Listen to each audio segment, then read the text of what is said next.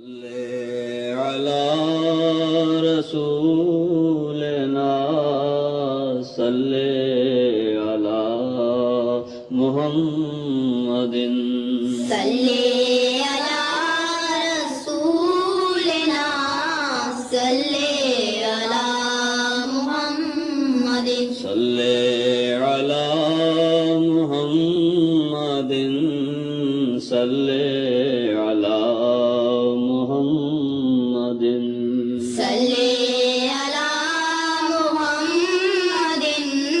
صلی علی محمد صلی علی محمد. السلام علیکم ورحمۃ اللہ. اذان دے دیں.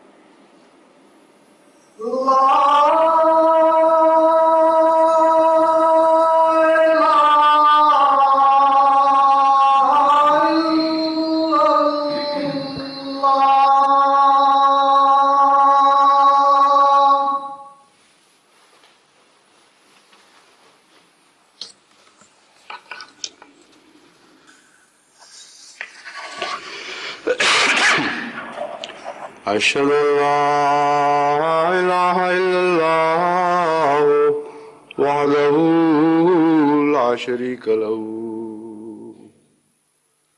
وأشهد أن محمدا عبده ورسوله أما بعد فأعوذ بالله من الشيطان الرجيم بسم الله الرحمن الرحيم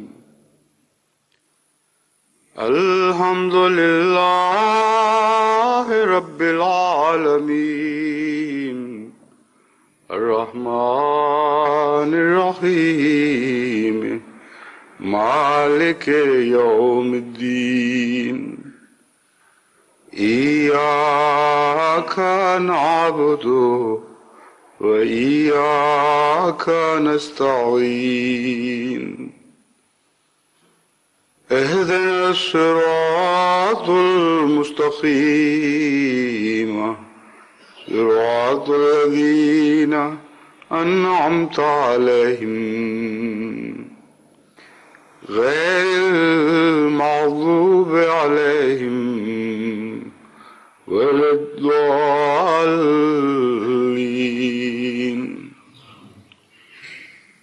لا إكراه في الدين قد تبين الرشد من الغي فمن يكفر بالطاغوت ويؤمن بالله فقد استمسك بالعروة الوثقى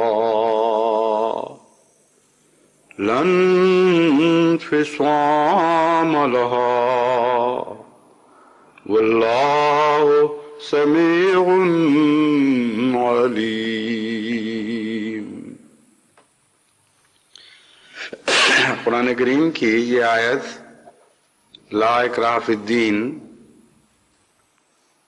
ان آیات میں سے ہے جو خصوصاً اس زمانے میں دنیا میں غیر معمولی شہرت پا گئی ہیں، یعنی ان معنوں میں کہ وہ لوگ جن کو قرآن کا علم بھی نہیں ان کے کانوں تک بھی اس آیت کی آواز پہنچی ہے، خواہ مثبت رنگ میں ہو خواہ منفی رنگ میں ہو۔ دین اور جبر ان دونوں کا کیا تعلق ہے، اس مضمون پر یہ آیت روشنی ڈال رہی ہے، اور اسی آیت سے استنباط کرتے ہوئے بعض لوگ دین میں جبر کو جائز ثابت کرنے کی کوشش کر رہے ہیں، خواہ کسی رنگ میں محدود رنگ ہی میں کیوں نہ ہو، اور اسی آیت سے بعض لوگ دین میں جبر کے ہر قسم کے دخل کو ناجائز قرار دینے کا ثبوت فراہم کرتے ہیں۔ جہاں تک جماعت احمدیہ کا تعلق ہے، جماعت احمدیہ اس آیت کو اپنے وسیع ترین معانی میں کلیتاً تسلیم کرتی ہے، اور حد امکان تک اس لا اکراہ فی الدین کا اثر جہاں جہاں پہنچتا ہے وہاں وہاں جماعت احمدیہ اس آیت کے اثر کے سامنے سر تسلیم خم کرتی ہے، اور جتنی وسعت سے جماعت احمدیہ اس آیت کے مضمون سے آگاہ ہے، جتنی گہرائی سے جماعت احمدیہ اس آیت کے مضمون سے آگاہ ہے، اس کا کوئی تصور باہر نظر نہیں آتا۔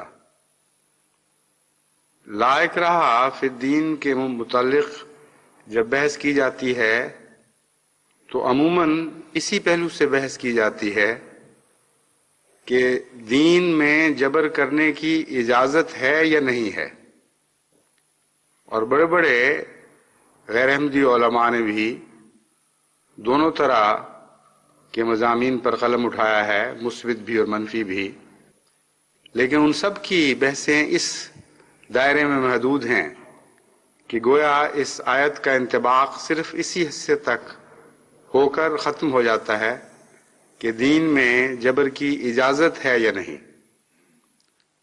لیکن امر واقعہ یہ ہے کہ یہ آیت وسیع تر مضامین سے تعلق رکھتی ہے، اور اس کا دوسرا پہلو جس کا ذکر جماعت احمدیہ کے لٹریچر میں ملتا ہے اور باہر نہیں ملتا، وہ یہ ہے کہ جبر کو یہ طاقت ہی نہیں ہے کہ وہ کسی قسم کا دین بھی دنیا میں نافذ کر سکے۔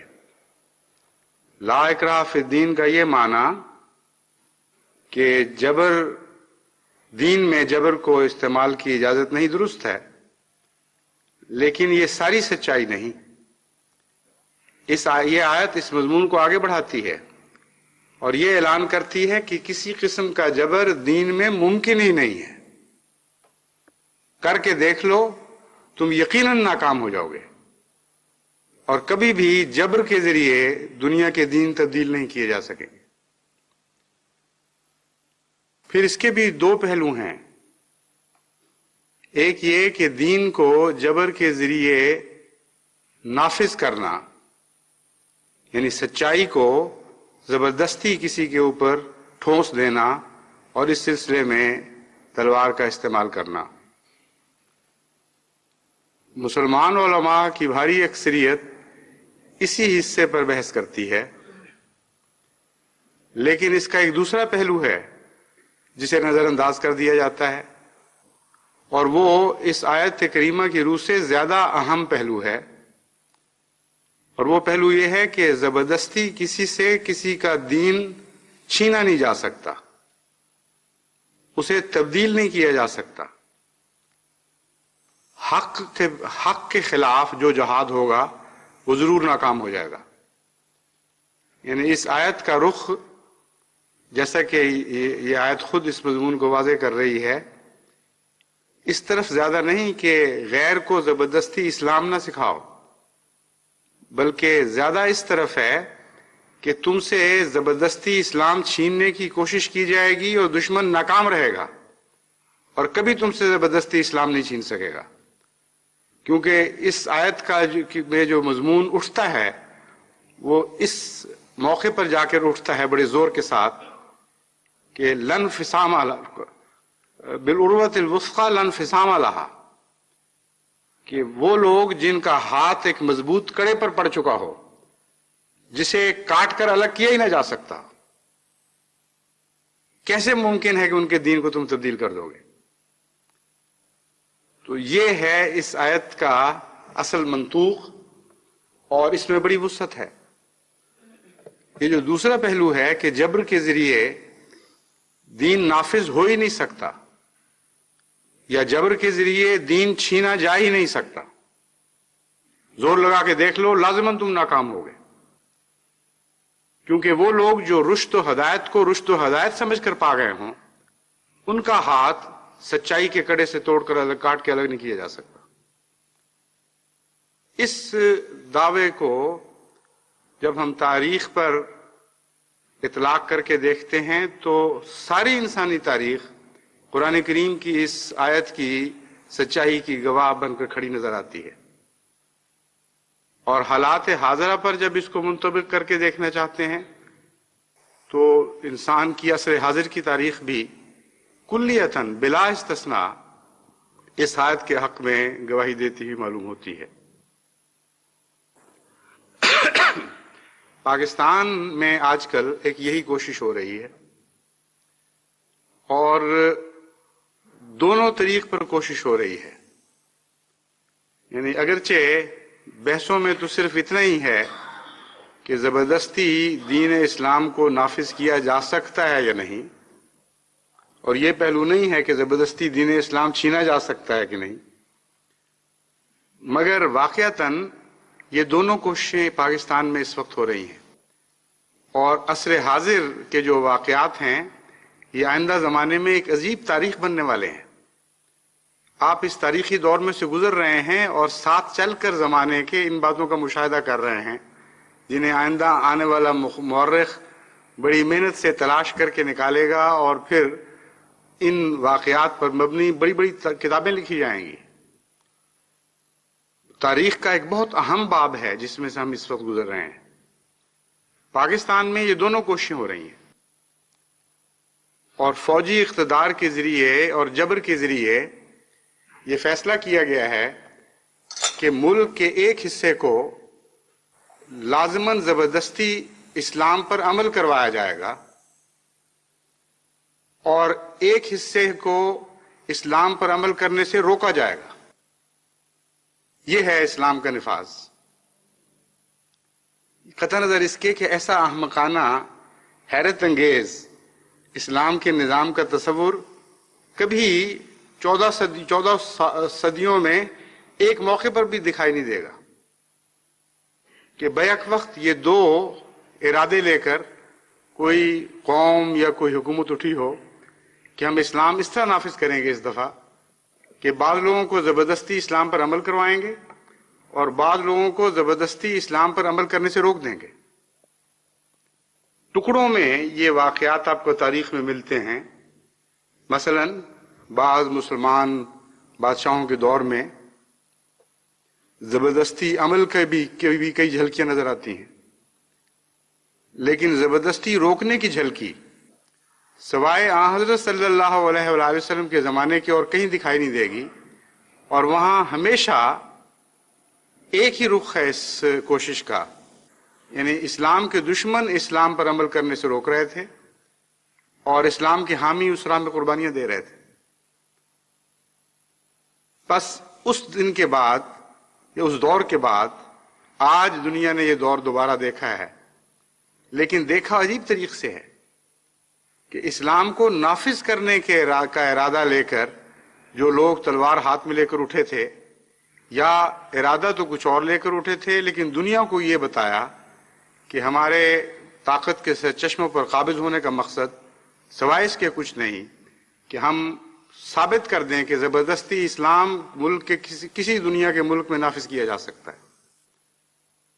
یہ تھا ان کا ادعا، خواہ ارادہ ابتدا میں کچھ اور ہی ہو یا نیتیں کچھ اور ہوں، لیکن دعویٰ بہرحال یہی تھا اور ابھی تک یہی ہے.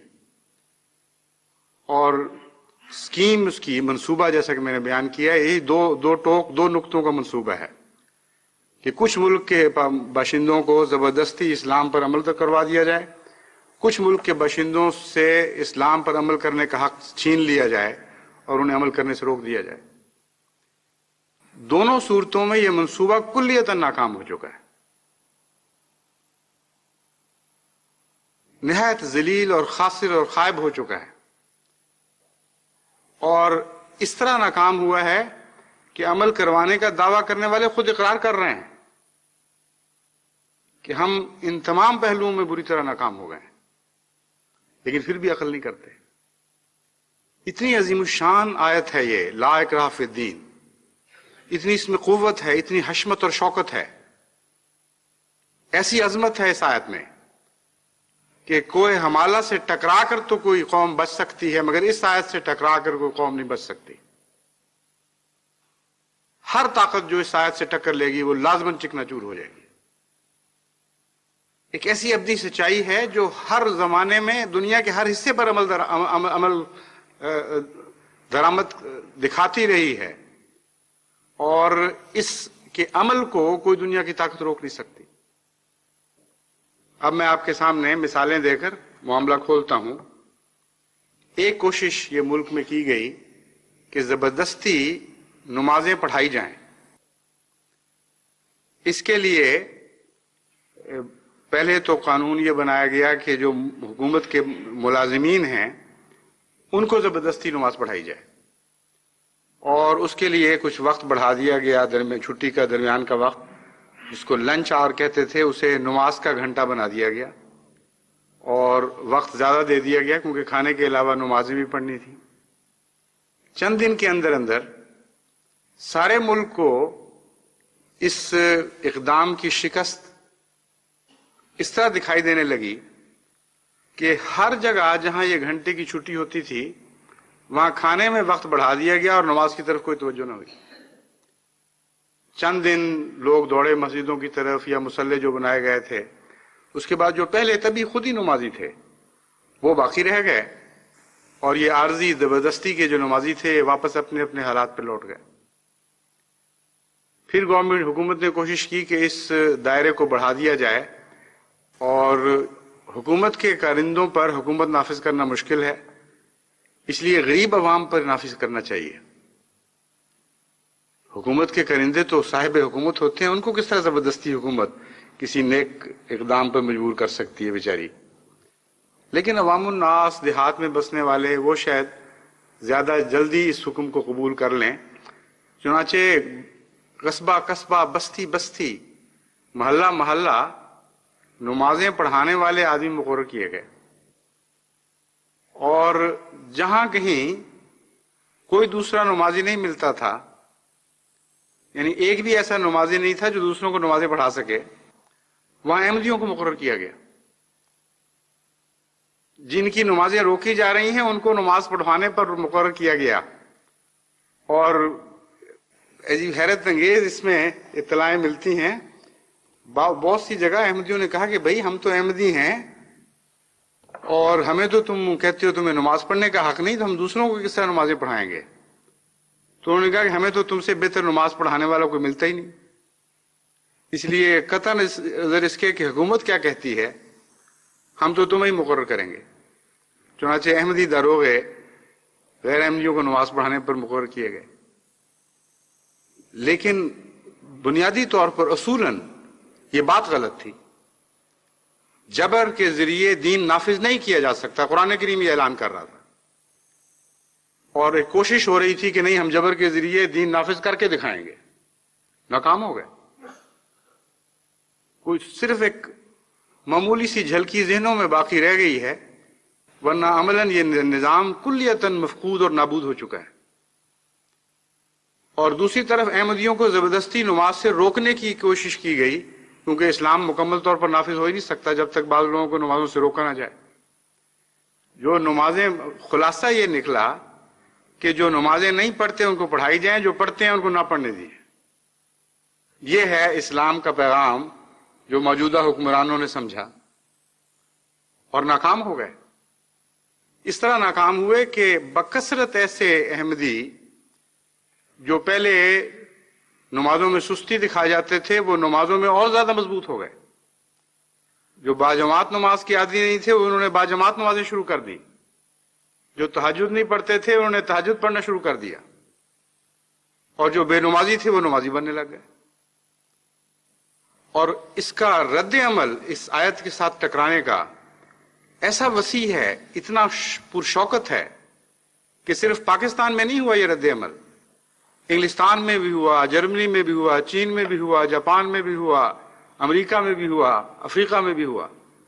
کوئی دنیا کا ملک ایسا نہیں ہے جہاں پاکستان کے حکمرانوں کی اس ناپاک کوشش کا رد عمل اس صورت میں دنیا میں ظاہر نہ ہوا ہو کہ انہوں نے وہاں احمدیوں کو نمازوں سے روکنے کی کوشش کی ہو، اور دنیا کے کونے کونے میں احمدی نمازوں پر زیادہ قائم نہ ہو گئے.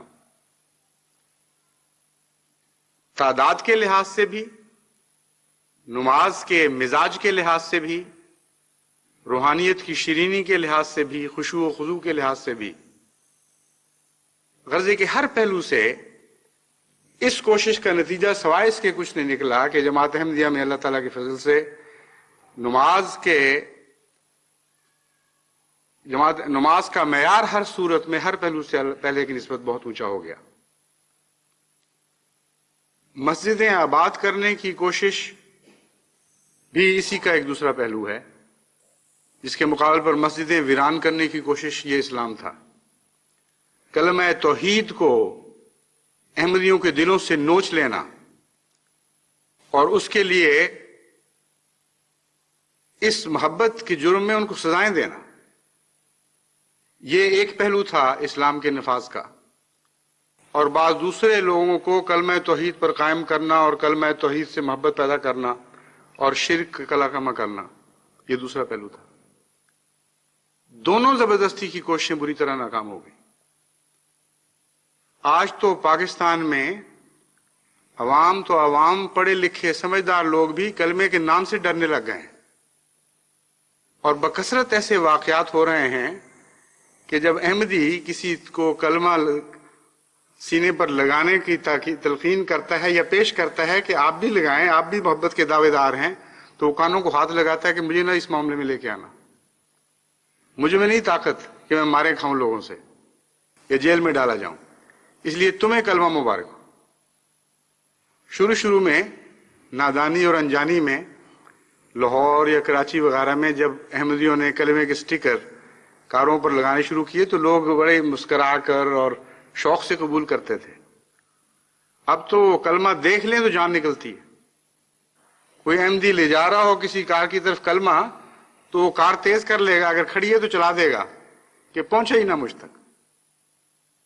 ایسا خوف طاری ہو گیا ہے، بلکہ اس کے نتیجے میں بعض جگہ بڑی مشکلات پیدا ہوئی. ایک کچہری میں ایک احمدی نے ایک چھوٹے افسروں میں سے بعضوں کو کلمہ پیش کیا، اور انہوں نے اپنی نادانی میں یہ سمجھا کہ کلمہ لگانے میں کیا حرج ہے.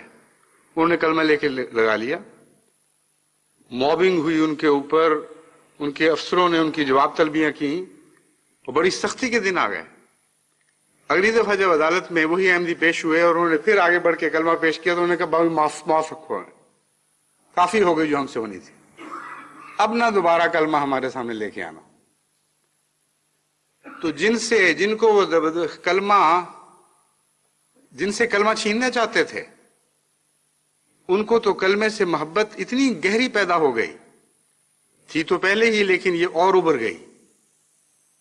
جس طرح بچہ بیمار ہو تو ماں کو پتہ چلتا ہے کہ وہ اس سے کتنی محبت تھی، کتنا پیار تھا.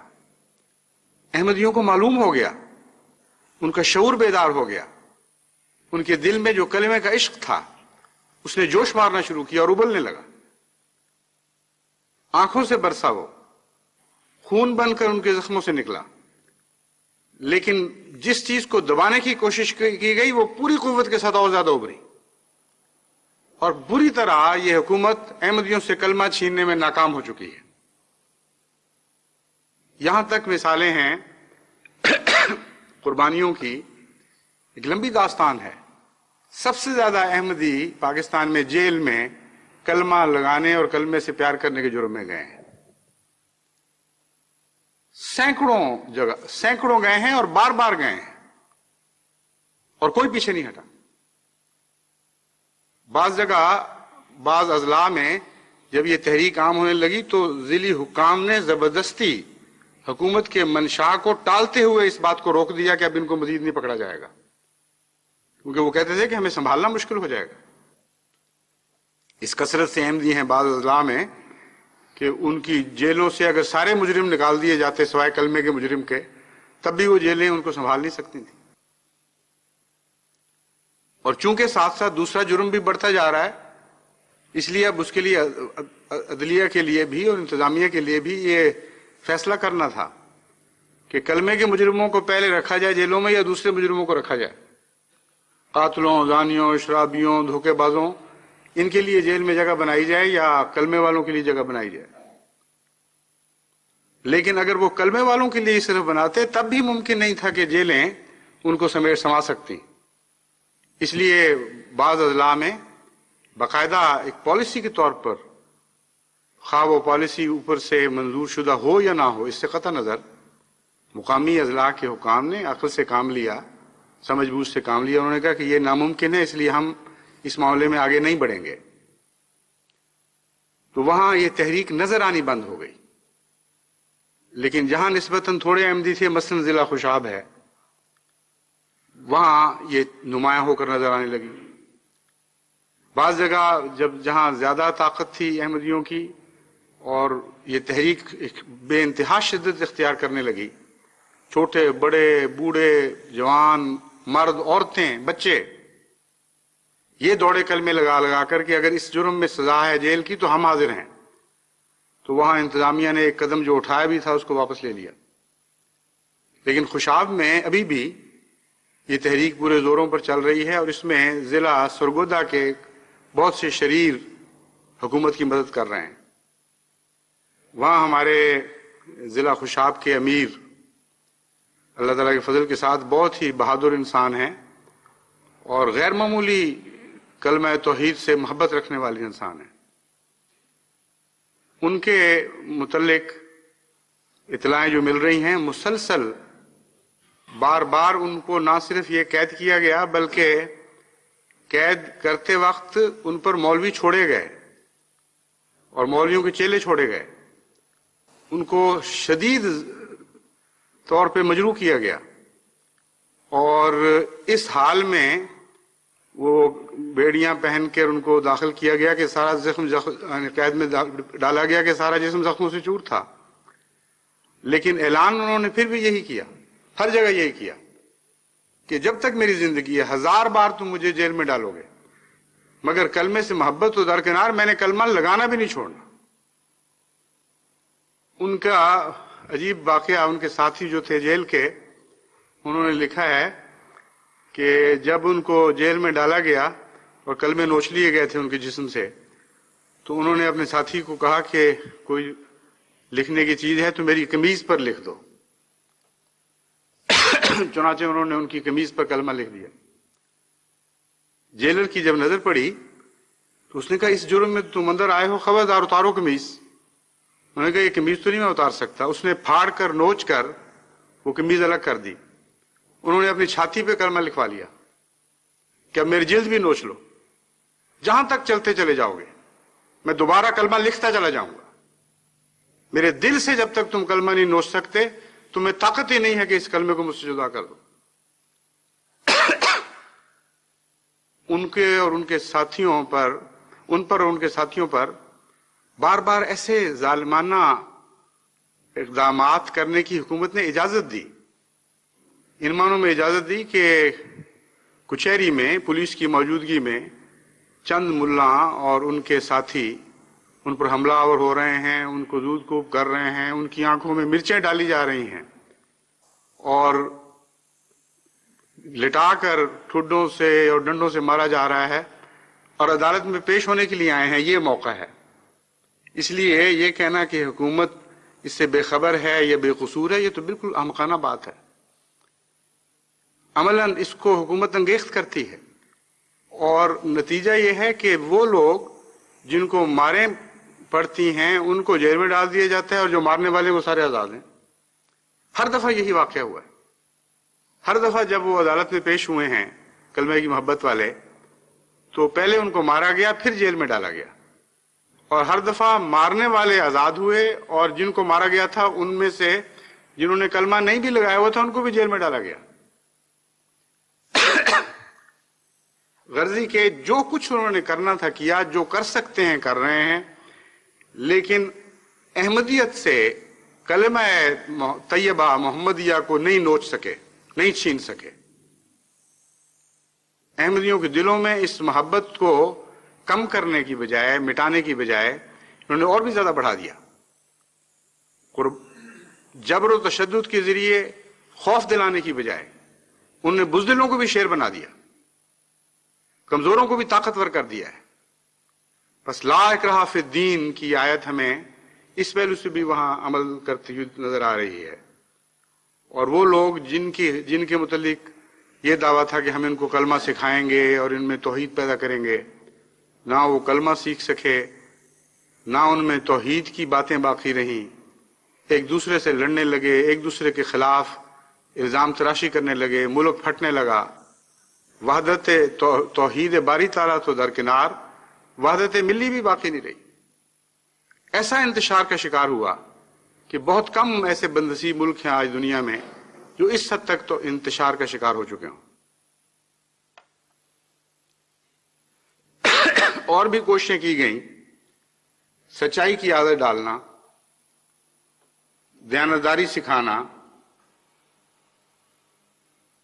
حب الوطنی پیدا کرنا، چادر اور چار دیواری کی حفاظت، ملک میں امن و امان اور سلامتی پیدا کرنا، یہ ساری اسلام کی مثبت کوششیں ہیں جو حکومت نے دعویٰ کیا کہ ہم مسلمانوں میں ان اسلامی اخلاق کو اور اسلامی اقدار کو رائج کر کے دکھائیں گے۔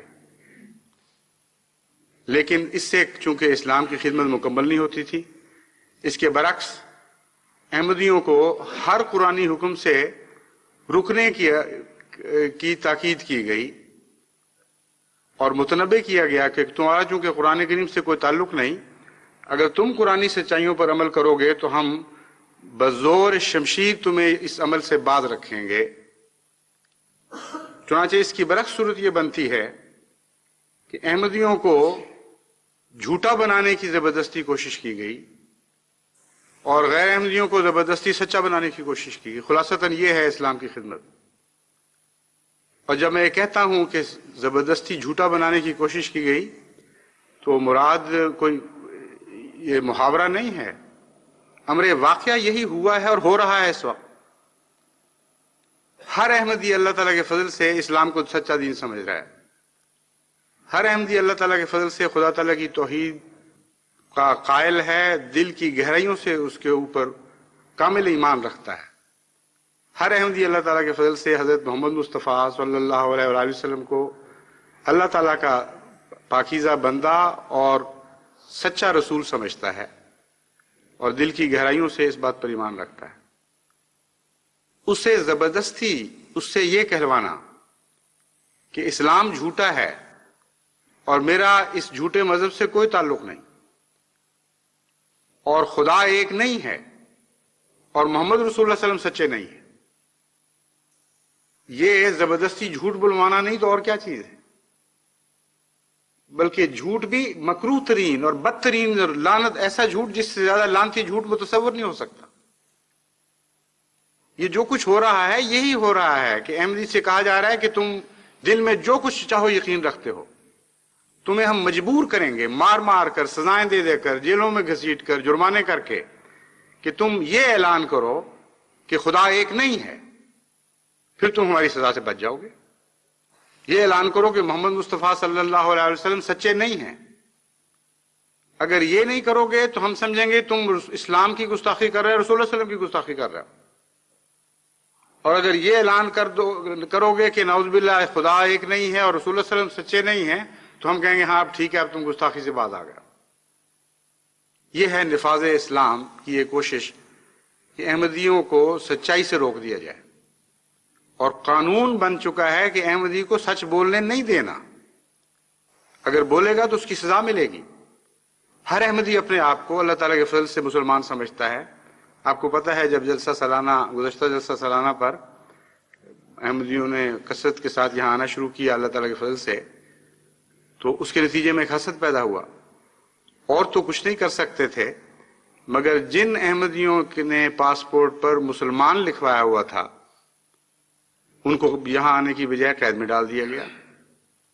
انہوں نے کہا ہمارا جرم کیا ہے؟ انہوں نے کہا جی جرم یہ ہے کہ تم اپنے آپ کو مسلمان کہتے ہو۔ انہوں نے کہا ہم تو سمجھتے ہیں اپنے آپ کو مسلمان، ہم اور کیا کہیں کہ سمجھتے جو مرضی ہو گئے۔ قانون مجبور کر رہا ہے کہ جھوٹ بولو، اس لیے سچ کی سزا ملے گی تمہیں۔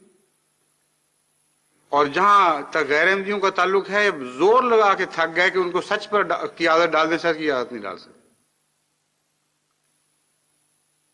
اس بری طرح ناکام ہوئے ہیں کہ اپنے بیانات میں وزراء بھی کہہ رہے ہیں اور پریزیڈنٹ صاحب بھی کئی موقع پر اس ناکامی کا اظہار کر چکے ہیں کہ ہم نے زبردستی اسلام نافذ کرنے کی کوشش کی تھی، مگر یہ قوم ہمارے قابو نہیں آئی۔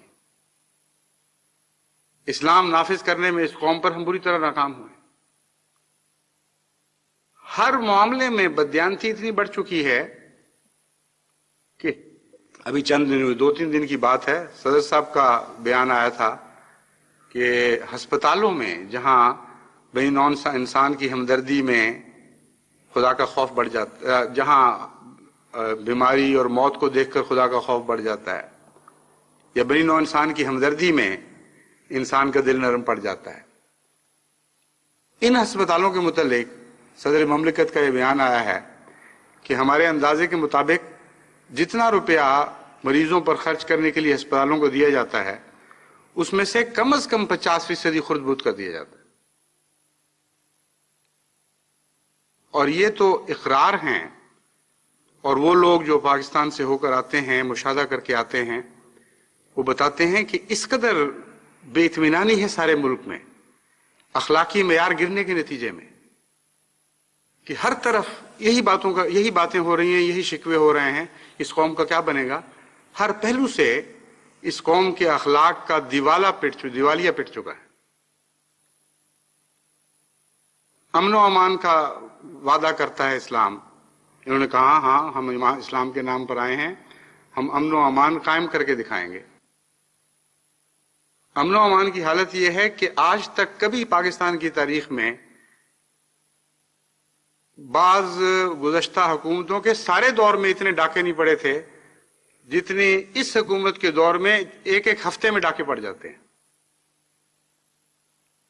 صدر ایوب کے زمانے کے ساری تاریخ کے ڈاکے اکٹھے کر لیں اور ایک ہفتے میں اس مبینہ اسلامی حکومت کے دور میں جو ڈاکے پڑتے ہیں ان کی آپ مقابلہ کر کے دیکھ لیں، فی ہفتہ یہاں ڈاکے زیادہ پڑ رہے ہیں، کلیتاً امن اٹھ چکا ہے۔ ایسے بھیانک اغوا کے واقعات جن کا پہلے پاکستانی سوسائٹی تصور نہیں کر سکتی تھی، اب روزمرہ کی باتیں ہو چکی ہیں۔ جب ایک وزیر صاحب کی توجہ دلائی گئی کہ یہ امن و امان کی حالت خراب ہے اور اتنے ڈاکے پڑ رہے ہیں، کیا وجہ ہے؟ آپ تو اسلامی حکومت سے تعلق رکھنے والے لوگ ہیں، آپ کا فرض ہے کہ دنیا میں، پاکستان میں امن و امان قائم کریں۔ اس کا جواب یہ دیا گیا کہ یہ تو سیاسی لوگ ہیں، ہم کیا کر سکتے ہیں؟ یہ جو اپنا دین ایمان بیچنے والے سیاستدان ہیں، اسلام کے بھی دشمن اور قوم کے بھی دشمن، پاکستان کے دشمن، یہ وہ کروا رہے ہیں۔ ایک موقع پر یہ سوال کیا گیا کہ یہ جو ڈاکے پڑ رہے ہیں صاف بتاتا ہے کہ آپ لوگ ہر دل عزیز نہیں رہے اور سیاسی اظہار ہے بے چینی کا۔ جس قوم میں سیاسی طور پر امن و امان ہو یا تسکین پائی جائے، جہاں سیاست سچی ہو اور عوام کی جڑوں سے اٹھ رہی ہو، وہاں اس قسم کی بدامنی کی حالت نہیں ہوتی۔ تو اس کا جواب یہ دیا گیا کہ یہ تو سیاست ہے ہی نہیں، اس میں سیاسی لوگوں کا کیا دخل؟ یہ تو خالص ڈاکو ہیں جو یہ کام کر رہے ہیں۔ ایک پہلو سے وہ ڈاکو سیاستدان بن جاتے ہیں، ایک پہلو سے وہ سیاستدان ڈاکو بن جاتے ہیں۔ غرضی کہ صرف زبانی عذر تراشیاں ہیں جس کے ذریعے یہ اپنی بدعمالیوں کو چھپانے کی کوشش کر رہے ہیں۔ سارا ملک اس منحوس سائے کے نیچے گندا ہو چکا ہے اور گندا ہوتا چلا جا رہا ہے۔ بعض لوگ جو ابھی پاکستان سے ہو کے آئے ہیں وہ بتا رہے ہیں کہ اب تو اگر سیاست کی بات کریں تو لوگ کہتے ہیں چھوڑ دو سیاست کی بات، ہم نے رہنا ہے کہ نہیں رہنا، ان حالات میں ہمارا کیا بنے گا، ہماری بچوں کی حفاظت، ہماری بچیوں کی حفاظت۔ اب یہ سوال اٹھ چکا ہے، کوئی تعلیم ہوگی کہ نہیں اس ملک میں، اب انسانی شرافتیں اور قدریں باقی رہیں گی کہ نہیں، اس وقت ہم یہ سوچ رہے ہیں۔ تجارتیں چلیں گی اسی طرح یا وہ انارکی کا شکار ہو جائیں گے؟ ہر طرف بدامنی بڑھتی چلی جا رہی ہے اور لوگوں میں اب عدم تحفظ اتنا زیادہ پیدا ہو چکا ہے کہ باقی سارے مسائل اس کے نیچے دب گئے ہیں۔ تو جس چیز کو مثبت سمجھ کر انہوں نے جبرن نافذ کرنے کی کوشش کی، اس میں بھی کلیتاً ناکام ہے، اور جس چیز کو منفی پہلو سے انہوں نے اسلام کے نام پر جبرن نافذ کرنے کی کوشش کی، اس میں بھی کلیتاً ناکام ہو گئے۔ اللہ تعالیٰ کے فضل سے اس دور میں احمدیوں کا دیانت کا معیار بھی بڑھا، امن پسندی کا معیار بھی بڑھا، جرائم سے بچنے کا معیار بھی بڑھا، اور نیکی اور تقویٰ کی راہوں پر زیادہ مضبوطی سے قدم مارنے کا معیار بڑھا۔ تو دونوں صورتوں میں یہ کلیتاً نہ صرف ناکام ہو چکے ہیں بلکہ آج تک پاکستان کی تاریخ میں کوئی حکومت بھی اپنے دعووں میں اس بری طرح ناکام نہیں ہوئی جتنا یہ مذمومہ طور پر یا مبینہ طور پر اسلام کے نام پر قائم ہونے والی آمریت ناکام ہوئی ہے۔ زیادہ تر علماء دین میں سے ان کے دو ساتھی ہیں، ایک جماعت اسلامی اور ایک دیوبندی علماء اور اہل حدیث، اور ان کے متعلق جہاں تک اس کی تفصیل اس کیوں ہیں وہ ساتھی، اس کے پس منظر کیا ہے، اس میں نہیں جانا چاہتا، لیکن عام سیاستدانوں کا بھی اور عام دوسرے علماء کا بھی اندازہ یہ ہے کہ دیوبندیوں کی حیثیت ثانوی ہے، اس میں ان کو صرف احمدیوں پر استعمال کرنے کے لیے رکھا گیا ہے۔ در حقیقت یہ سازش ہے حکومت کو مودودیوں کے قبضے میں دینے کی، اور ایک زبردستی کا اسلام جو نافذ کرنے کا پروگرام بنایا گیا ہے، اس میں بالآخر مودودیوں کو اوپر لانے کا پروگرام ہے۔ اب شریعت بل کی بحثوں میں یہ بات کھل کر سامنے آ چکی ہے۔ اس قسم کے اسلام کے متعلق مودودی صاحب کا اپنا کیا خیال تھا وہ میں آپ کے سامنے رکھتا ہوں۔ مودودی صاحب فرماتے ہیں سید حضرت محمد اسماعیل صاحب شہید اور سید احمد صاحب بریلوی شہید کا ذکر کرتے ہوئے، آپ نے جو انقلاب، دونوں بزرگوں نے جو انقلاب لانے کی کوشش کی، اسے ایک ناکام کوشش قرار دیتے ہوئے مولانا مودودی ان کے حالات کا، ان کی ناکامی کا تجزیہ کرتے ہیں اور فرماتے ہیں دونوں لیڈر غالباً اس غلط فہمی میں مبتلا ہو گئے کہ سرحد کے لوگ چونکہ مسلمان ہیں اور غیر مسلم اقتدار کے ستائے ہوئے بھی ہیں، اس لیے وہ اسلامی حکومت کا خیر مقدم کریں گے۔ یہ آج سے 100 سال سے زائد عرصہ کے پہلے سرحد کے مسلمانوں کا تجزیہ ہو رہا ہے اور ان کی اسلام کا تجزیہ ہو رہا ہے۔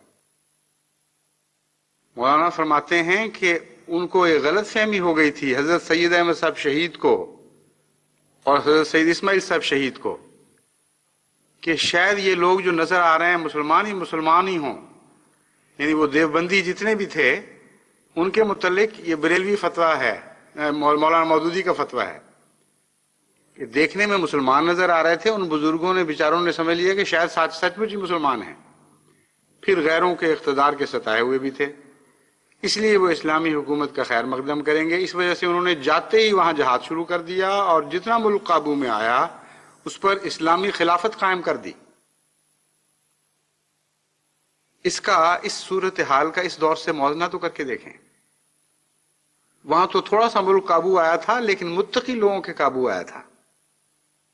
مولانا مودودی فرما رہے ہیں کہ اس تھوڑے سے حصے میں بھی جہاں اسلام پر عمل درآمد کا معیار آج سے بہت زیادہ اونچا تھا اور اس وقت بھی سارے ہندوستان میں سب سے زیادہ اونچا تھا، وہ متقی فرما روا بھی ناکام ہو گئے اور اسلام نافذ کرنے کی جو کوشش انہوں نے شروع کی وہ اس میں کلیتاً ناکام رہے اور بالآخر اس کا ایک نہایت خوفناک اور ہولناک نتیجہ نکلا۔ آج کا حکمران ایک تھوڑے حصے پر نہیں، سارے ملک پر قابض ہے اسلام کے نام پر، اور سارے ملک پر قابض وہ لوگ ہیں جو تقوی میں سید احمد صاحب شہید کی جوتیوں کی خاک کے برابر بھی نہیں، بلکہ حضرت سید احمد صاحب شہید اور سید اسماعیل صاحب شہید کی جوتیوں کی خاک سے موازنہ کرنا بھی ان کی گستاخی بن جاتا ہے۔ وہ نافذ کرنے لگے ہیں اسلام کے نام پر دیانت جو دیانت سے ناآشنا ہے، وہ تقوی زبردستی دلوں میں داخل کرنا چاہتے ہیں جو تقوی کے نام سے ناواقف ہیں، یہ چیز ہوتی کیا ہے اس کا تصور ہی ان کے دلوں میں کوئی نہیں۔ جتنی ملک میں الاٹمنٹس ہوئی ہیں حکمرانوں کی طرف سے، جتنی خرد برد ہوئی ہے، جتنی رشوت بڑھی ہے، جتنی عدالتیں قائم ہوئیں اور اس کے فیصلے ہوئے، یہ باتیں تفصیل سے دہرانا میرا کام تو نہیں ہے، لیکن ساری قوم جانتی ہے، بچہ بچہ قوم کا جانتا ہے، جن کی ساری عمر کی تنخواہیں اگر اکٹھی کر لی جاتی اور ایک آنا بھی اس میں سے خرچ نہ کیا جاتا تو بمشکل ایک چھوٹی سی کوٹھی بنتی اس سے، ان کے اپنے اخراجات بھی شاہانہ رہے اور محلات قائم ہو گئے، ایک سے زائد محلات قائم ہو گئے۔ ان لوگوں میں کے ہاتھوں میں اسلام کا نفاذ تھا۔ اب سید احمد صاحب شہید رحمت اللہ علیہ کے ساتھ ان کا کوئی مقابلہ ہو سکتا ہے بھلا؟ لیکن مولانا مودودی صاحب فرماتے ہیں کہ جب اسلام کا معیار بہت بلند تھا اور اس صوبے میں جہاں سب سے زیادہ بلند تھا، وہاں ایسی عظیم ہستی نے جس کو کروڑوں مسلمان اپنے وقت کا مجدد مانتے ہیں، اس نے بھی زبردستی اسلام نافذ کرنے کی کوشش کی تو وہ ناکام ہو گیا۔ بالآخر تجربہ سے ثابت ہو گیا کہ نام کے مسلمان کو اصلی مسلمان سمجھنا اور ان سے وہ توقعات رکھنا جو اصلی مسلمان ہی سے پوری ہو سکتی ہیں محض ایک دھوکہ تھا۔ وہ خلافت کا بوجھ سہارنے کی طاقت نہ رکھتے تھے، جب ان پر یہ بوجھ رکھا گیا تو وہ خود بھی گرے اور اس پاکیزہ عمارت کو بھی لے گرے۔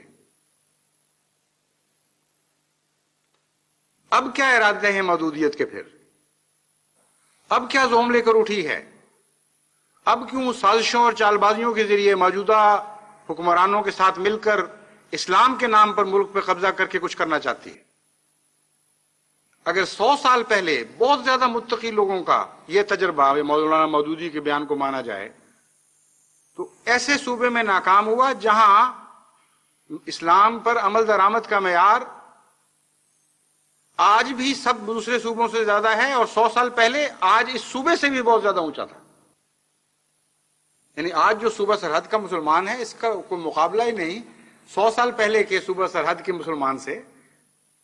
ان کے ماں باپ کا تقوی بھی آج ان موجودہ نسلوں کے تقوی سے بلند تر تھا. وہ تو دادے پردادے تھے ان کے، اور بڑے خالص ایمان کے ساتھ اسلام پر عمل درآمد کرنے والے لوگ تھے.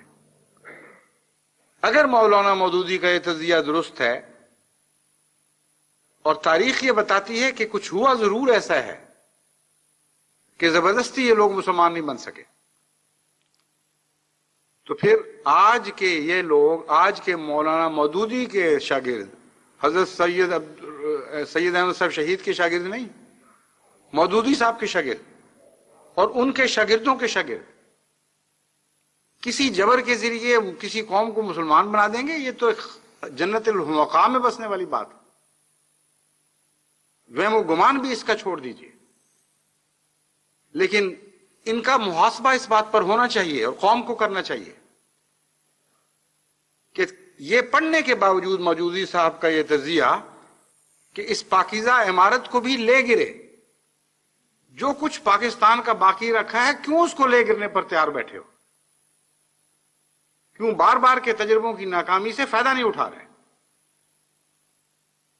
پھر مودودی صاحب فرماتے ہیں تاریخ کا یہ سبق بھی ایسا ہے جسے آئندہ ہر تجدیدی تحریک میں ملحوظ رکھنا ضروری ہے. مجدد کا دعویٰ اس طرح تو نہیں کیا، لیکن اپنی تحریک کو تجدیدی تحریک کہا اور لوگوں کو تحریض کی کہ ان سے وہ کہیں کہ ہاں آپ نے یہ تحریک چلائی، آپ مجدد وقت. فرماتے ہیں اس ہر تجدیدی تحریک کو ملحوظ رکھنا ضروری ہے. اس حقیقت کو اچھی طرح ذہن نشین کر لینا چاہیے کہ جس سیاسی انقلاب کی جڑیں اجتماعی ذہنیت، اخلاق اور تمدن میں گہری جمی ہوئی نہ ہوں، وہ نقش بر آب کی طرح ہوتا ہے. کسی عارضی طاقت سے ایسا انقلاب واقعہ ہو بھی جائے تو قائم نہیں رہ سکتا، اور جب مٹتا ہے تو اس طرح مٹتا ہے کہ اپنا کوئی اثر چھوڑ کر نہیں جاتا. اس سارے بیان سے مجھے اتفاق ہے صرف آخری حصے سے کہ سوا، یعنی اپنا کوئی اثر چھوڑ کر نہیں جاتا. کیوں اثر چھوڑ کر نہیں جاتا؟ کل جو آپ تجزیہ کر رہے تھے تو اس میں تو یہ کہا کہ اثر یہ چھوڑا کہ پاکیزہ عمارت کو بھی ساتھ لے گرے. صرف خود نہیں مٹتا ایسا انقلاب، بلکہ اعلیٰ قدروں کو بھی ساتھ مٹا دیتا ہے. کیوں چھوڑ کر نہیں جاتا کچھ پیچھے؟ ایک نحوست کا ایسا لمبا سایہ چھوڑ جاتا ہے جو بعض دفعہ صدیوں تک قوموں کی بربادی کا موجب بنا رہتا ہے. ایٹمی سائے سے آج دنیا خوف کھا رہی ہے، مگر وہ سایہ تو چند سال یا 20 ہو یا 30 ہو یا 40 یا 50 سال ہوں، آخر اس سائے کی نحوست ان 3 سالوں میں مٹ جائے گی. اور قوموں کی تاریخ پر آپ جب نظر ڈالتے ہیں تو آپ یہ ماننے پر مجبور ہو جاتے ہیں کہ اس قسم کے مذہب میں جبر کے قائل لوگوں نے جب اپنی نحوست کے سائے کسی قوم پر ڈالے تو عظیم شان حکومتوں کے ٹکڑے ہو گئے، اور یہ نحوست کے سائے صدیوں صدیوں تک جاری رہے. اور آج بھی ان سایوں کا اثر ہم عالم اسلام پر دیکھ رہے ہیں. وہ شاندار سلطنتیں جو اسلام کے نام پر قائم ہوئی تھیں، جو محمد مصطفیٰ صلی اللہ علیہ وآلہ وسلم کی سچائی کی طاقت سے قائم ہوئی تھی، وہ اسی قسم کے لوگوں نے مٹائیں اور برباد کر دی. اور آج ان کے کھنڈرات ہمیں دکھائی دیتے ہیں. بس کیسے کہا جا سکتا ہے کہ یہ اس طرح مٹ جائیں گے کہ کوئی اثر باقی نہیں رہے گا؟ مٹیں گے تو ضرور، کیونکہ سچائی سے ٹکرانے والے ہمیشہ مٹا کرتے ہیں، مگر نحوست کے سائے ضرور لمبے ہوں گے. اس لیے جماعت احمدیہ کی ذمہ داری ہے کہ اس ناپاک انقلاب کی راہ میں روک بن جائیں. جو پاکیزہ نام لے کر، پاکیزگی کا نام لے کر جاری کرنے کی کوشش کی جا رہی ہے. ہر کوشش کو آپ نے ناکام بنایا ہے اور ناکام بنانا ہے آئندہ بھی. جس طرح آپ کے دلوں سے اسلام نوچ نہیں سکے، آپ کے اعمال سے اسلام نوچ نہیں سکے، آپ کی زبان سے اسلام نوچ نہیں سکے، آپ کے سینوں سے اسلام نوچ نہیں سکے، اسی طرح حب وطن بھی آپ کے ایمان کا حصہ ہے. یہ پوری کوشش کر رہے ہیں اس وطن کو مٹانے کی. آپ اس راہ میں کھڑے ہو جائیں اور نہ مٹنے دیں، اور حب الوطنی کے گیت گائیں اور ساری قوم کو سمجھائیں کہ ان لوگوں کی بدعمالیوں کے نتیجے میں جو چند دنوں، چند مہینوں، چند سالوں کا قصہ ہوا ہے، قصہ باقی ہے، ان کے نتیجے میں اپنے پاؤں پر ٹوٹتے. اس لیے اپنے حب الوطن کو زخمی نہ ہونے دو. ساری قوم ایک ہو جائے اور وطن کی محبت میں ایک آواز کے ساتھ اٹھنا اور ایک آواز کے ساتھ بیٹھنا سیکھے. یہ باتیں ترک کر دیں کہ فلاں صوبے کے مخالف ہے، فلاں صوبے کے مخالف ہے. یہ بد خیالات، یہ منحوس خیالات قوموں کی تباہی پر منتج ہو جایا کرتے ہیں. اس لیے جماعت احمدیہ کو یہ بھی جہاد کرنا چاہیے کہ پاکستان میں حب الوطن کے احساس کو نمایاں کریں اور بیدار کریں اور زخمی نہ ہونے دیں. جو زخمی ہو چکا ہے اسے منجمل کرنے کی کوشش کریں. ہر قسم کے ایسے خیالات یا ایسے ازم یا ایسے تصورات جو پاکستان کو کسی طرح نقصان پہنچا سکتے ہیں، ان کے خلاف کوشش کرنا بھی جماعت احمدیہ کا کام ہے. اور اللہ تعالیٰ کے فضل سے اتنی تعداد میں جماعت موجود ہے کہ اگر وہ سرگوشیاں بھی شروع کرے کہ اٹھو اور ملک کی خاطر ایک ہو جاؤ اور ملک کے اوپر آنچ لانے والی ہر طاقت کا مقابلہ کرو، تو اس کا بھی اللہ تعالیٰ کے فضل سے بہت نیک اثر ظاہر ہو سکتا ہے. اگر دعائیں اس کوشش کو تقویت دیں تو پھر یقیناً انشاءاللہ تعالیٰ آپ کو کامیابی نصیب ہوگی. اور میں امید رکھتا ہوں اور میں دعا کرتا ہوں کہ اللہ تعالیٰ پاکستان کو ہمیشہ سلامت رکھے، کیونکہ آخر اسلام کے نام پر لیا ضرور گیا تھا. عمل مخالف ہو چکے ہوں یا نہ ہوں، اس سے بحث نہیں. ایک ملک ہے آج کے زمانے میں جو اسلام کے نام پر بنایا گیا، اور کون سا ملک ہے دکھائیں جو صرف اسلام کے نام پر بنایا گیا. اس لیے اگر اس مقدس نام سے پیار اور محبت ہے تو پھر ہر دنیا کے احمدی کو کوشش کرنی چاہیے کہ اس پاکستان کو نقصان پہنچانے کی ہر کوشش کو ناکام بنا دیا جائے.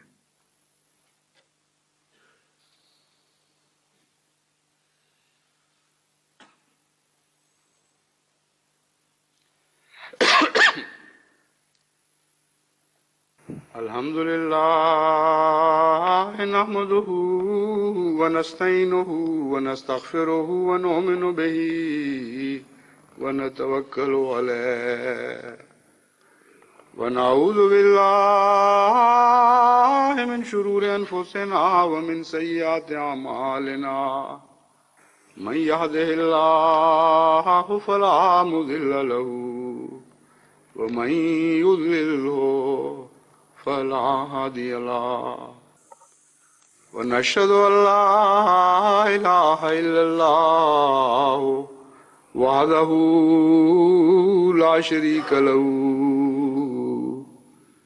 ونشهد أن محمدا عبده ورسوله.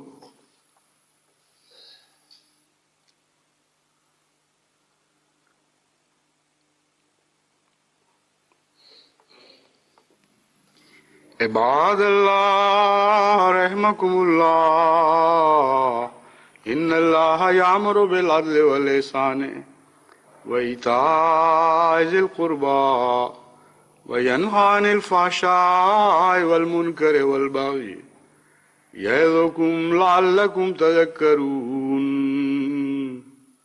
اذکروا اللہ یذکرکم وَادْعُوهُ يَسْتَجِبْ لَكُمْ وَلَذِكْرُ اللَّهِ أَكْبَرُ.